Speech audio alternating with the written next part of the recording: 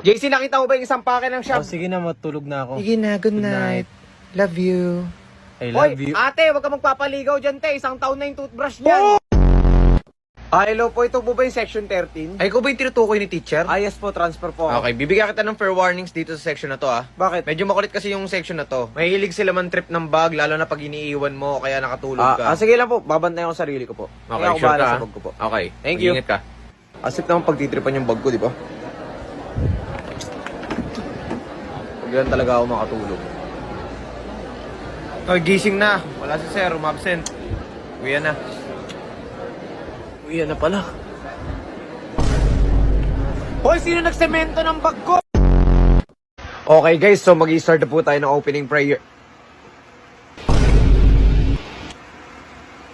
Mr. Batong Bakal, ayusin mo yung upo mo, wala ka sa bahay nyo.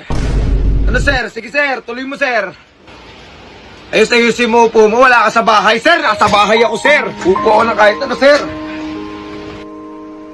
Hindi mo magagamit sa akin yung spell na yan, sir. Hindi mo magagamit yung magic spell mo na yan, sir. Sir! Okay, class. So, dito sa board na to, anong kailangan gawin? Bigyan niyo ako ng solution. Find the value of X, sir. Kailangan mo ba? Hindi. Tinatanong kita, ano bang kailangan mo talagang gawin? May halaga ka ba? Importante ka ba